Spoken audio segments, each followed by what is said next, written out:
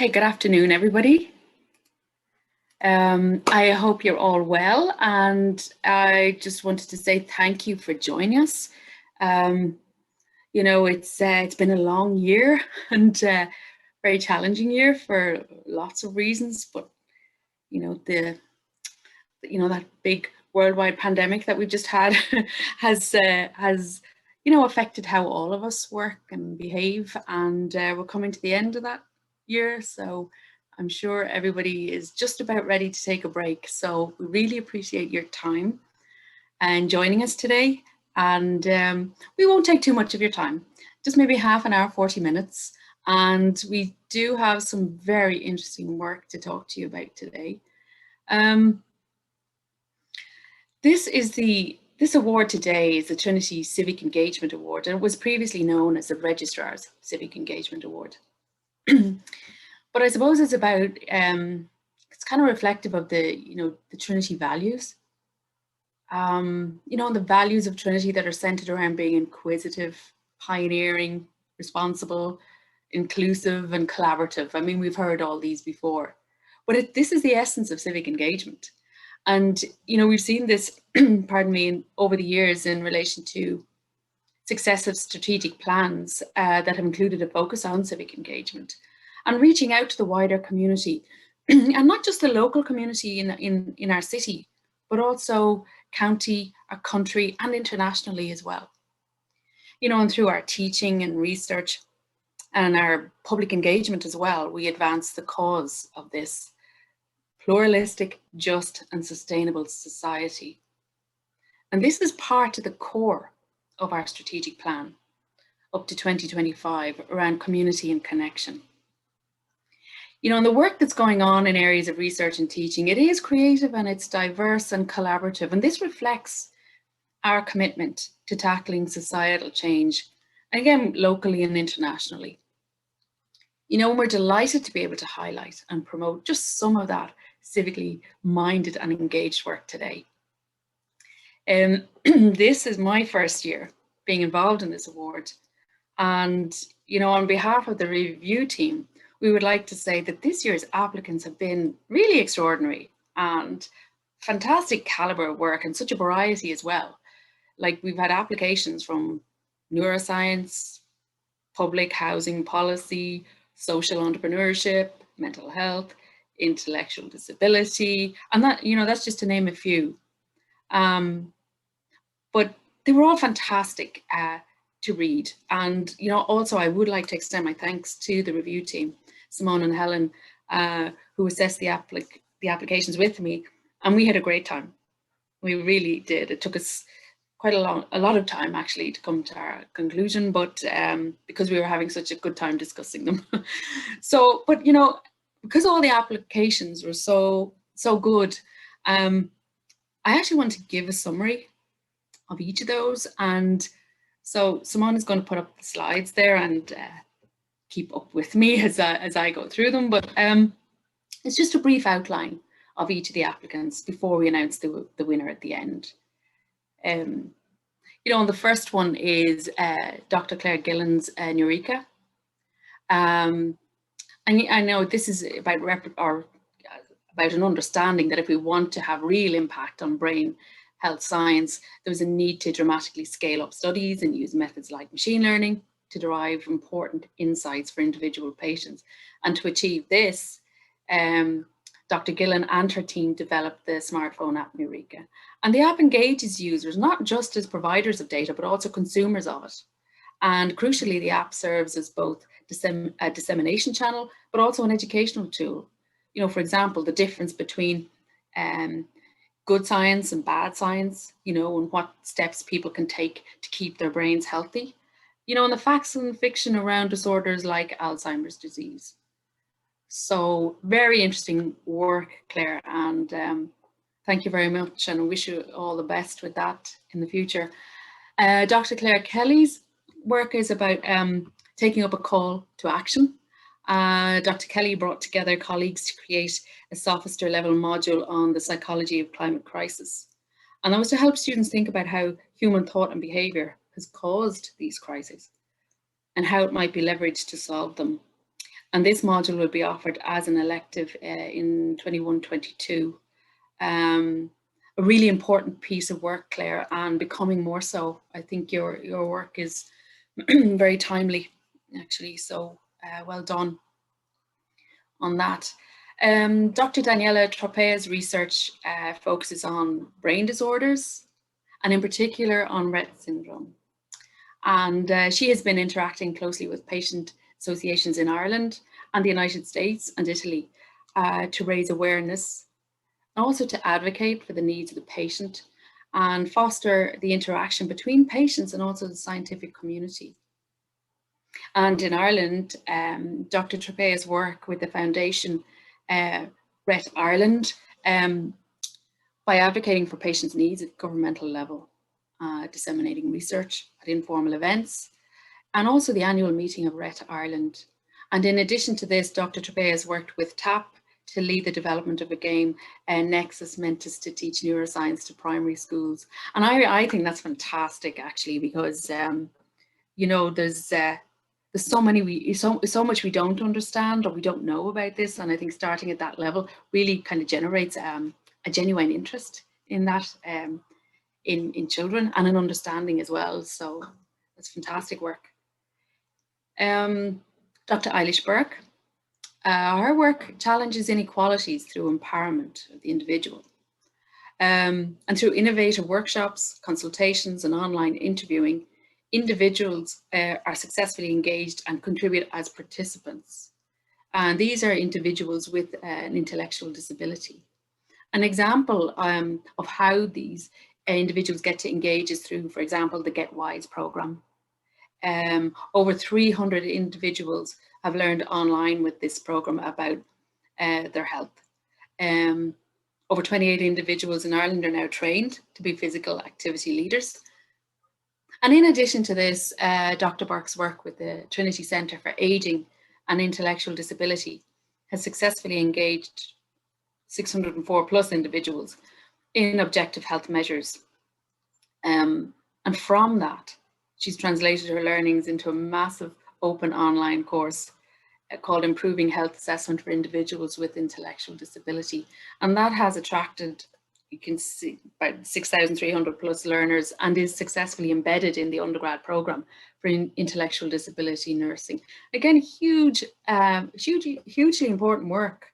And I think providing, you know, a MOOC for that number of people on this topic has really served to broaden people's knowledge of the issue. And, you know, and like we were saying at the beginning, it is about empowering people with an intellectual disability, but also general members of the population as well through education.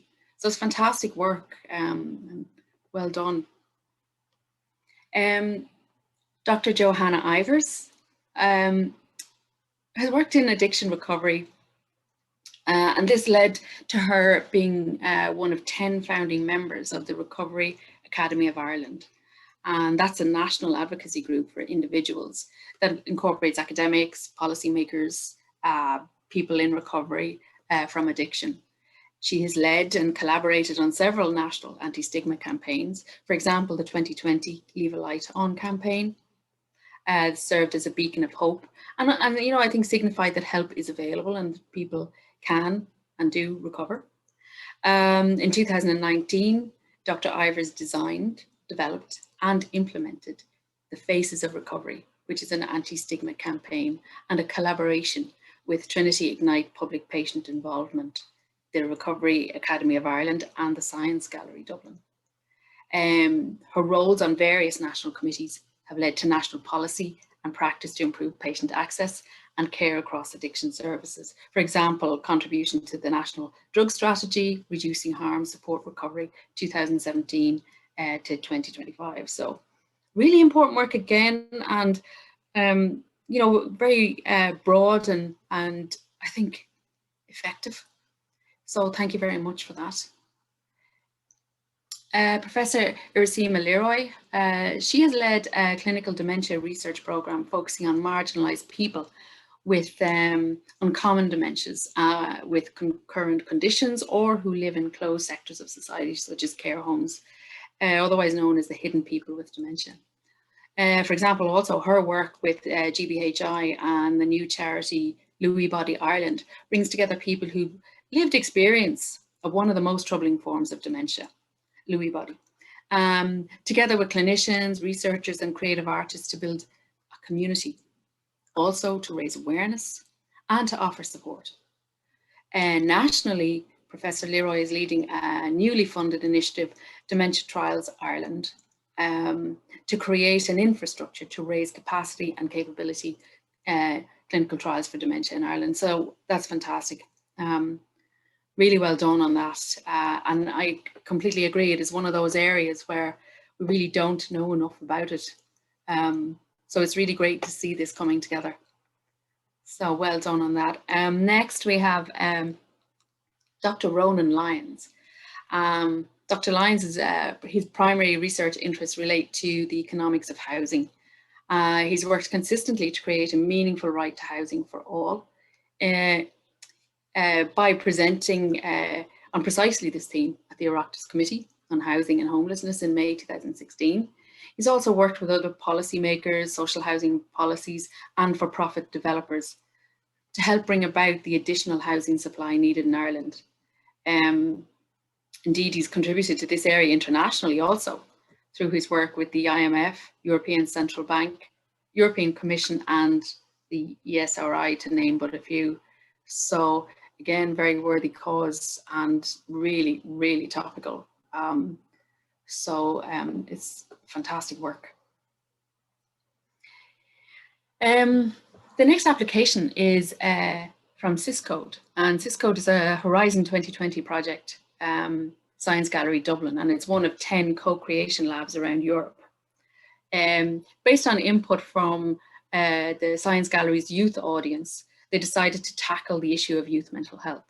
And through an open call, Syscode brought together a diverse group of 31 participants, all young people, so secondary school and Trinity students, mental health professionals, teachers, parents, researchers, and representatives also from mental health charities.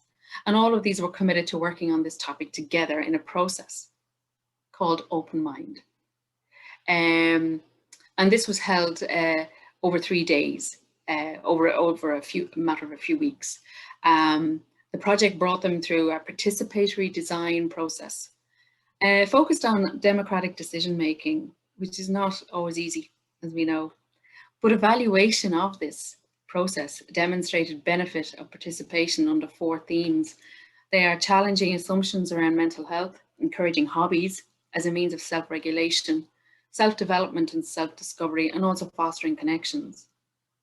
So an Open Mind Wellbeing Challenge resource was created on foot of this during lockdown in April 2020. And that's as a resource for young people to support their well-being. And it was shared with pilot school partners, teacher mailing lists, and through a weekly Instagram campaign by the Science Gallery, which had 10,200 followers at the time. So look, this is really fantastic. And it's reaching a group of people which sometimes can be difficult to reach in a way that is meaningful for them. So really a fantastic piece of work. Well done, and it's great to see that it's scaling, it's getting out there and, and people are using it. The next project is also from the Science Gallery's Techscale, and is a programming series which invites families who've gone through the direct provision system to engage with science, engineering, robotics, and artificial intelligence together. So parents and other family members took on new roles as learners or coders and creators alongside their children. And the virtual workshops used collaborative storytelling and other creative practices, to facilitate learners in exploring and reimagining topics in AI and robotics, that might have been exciting and relevant to them. As part of the project, Techscale provided technical assistance, including the robotics kits and laptops.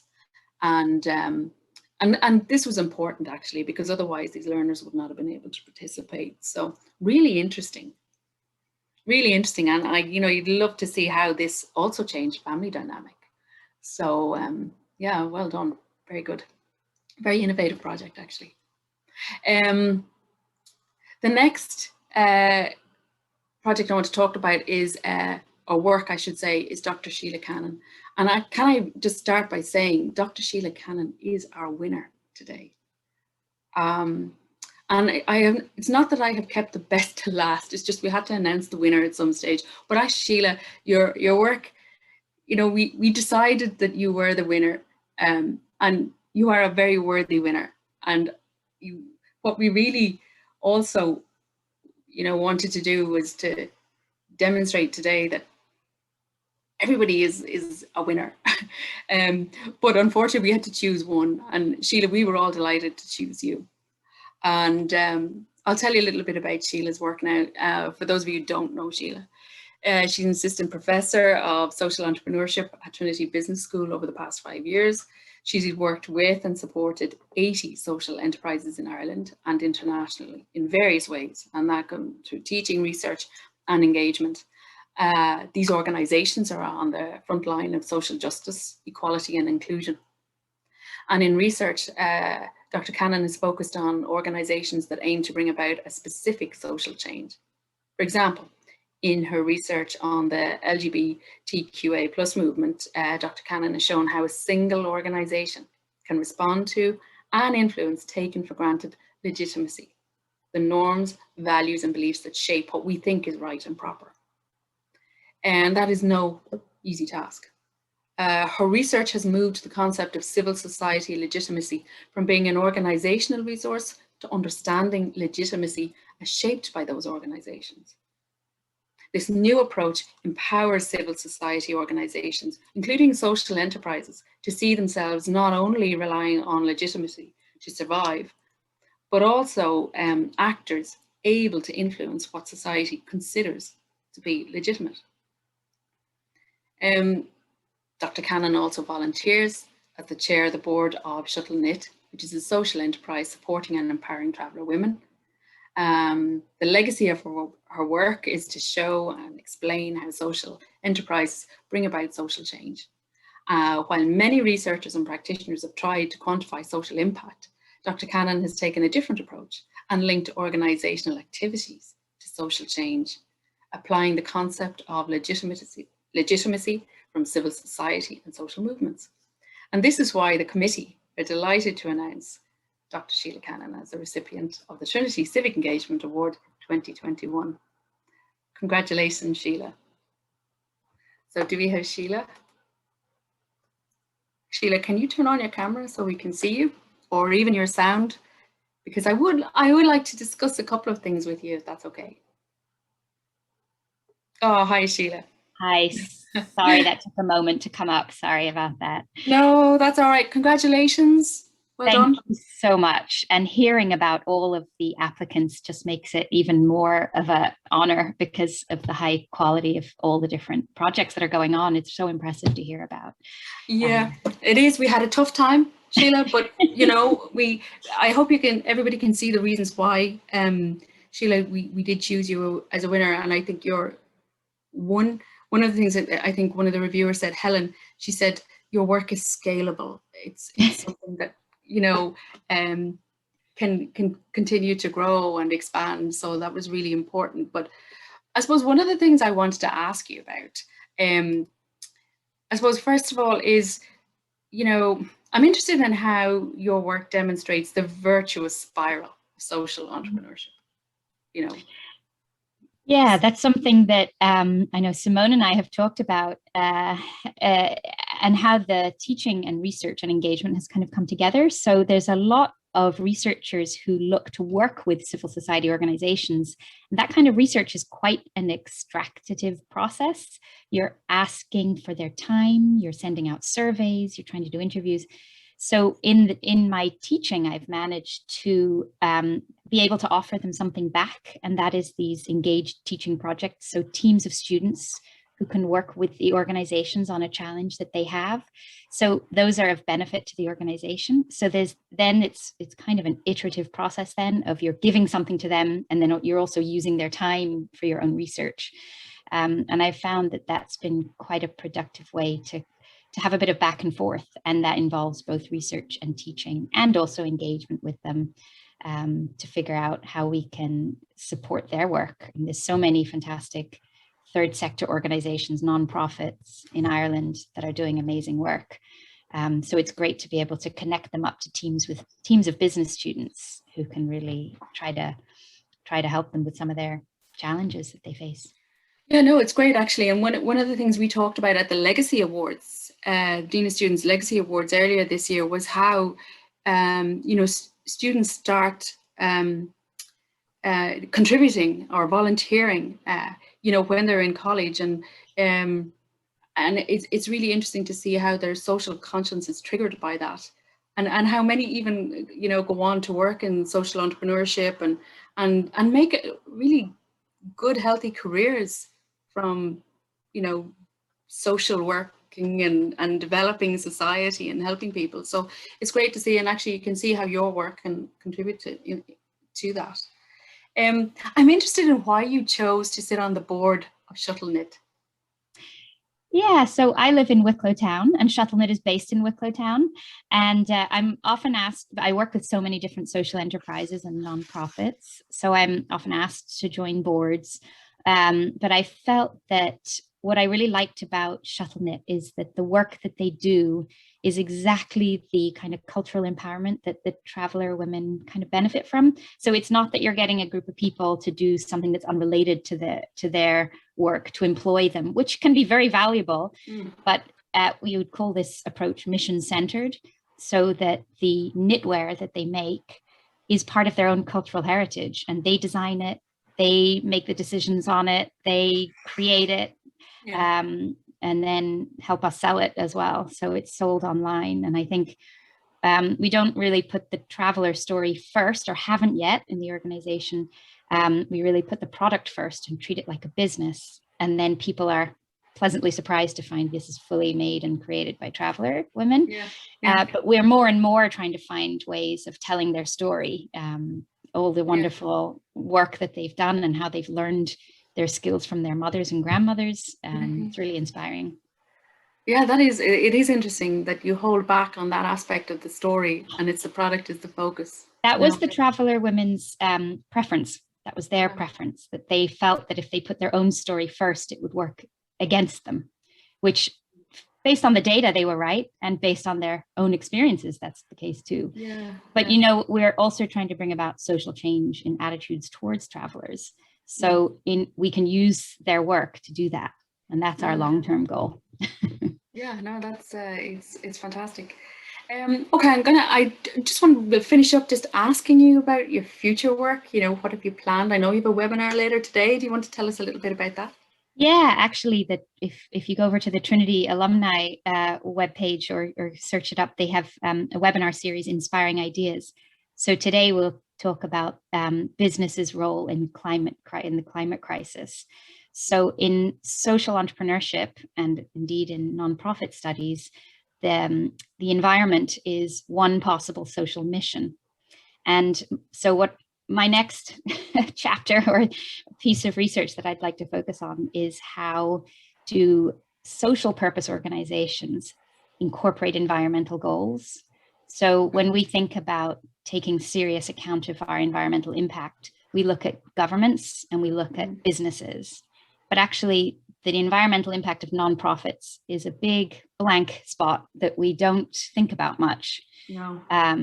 The organizations themselves are, plenty of them are, including Trinity, which is a nonprofit social enterprise, in fact, as it has charitable status and generates its own revenue. And of course, we're looking at sustainability issues, but there's a lot of research on it. And it's also, there are plenty of nonprofits that are working so hard towards really important social issues that they don't really consider their environmental impact. And of course, their environmental impact is a lot less than, say, business or government. But I would argue that environmental goals are no longer one of many potential issues to address. It's more the context that affects every issue. So everyone has to be addressing it in some way. So that's my next challenge. Okay. I do see similar themes actually in some of the work done by the other applicants as well. Great. Around climate change. But well done and congratulations. And congratulations, everybody. Now, I do have a favour. You know, today's ceremony is just about finished. We do intend to continue publicising the work that you're doing. I hope that's okay. And in September, we will be reminding people of this. The recording will be available.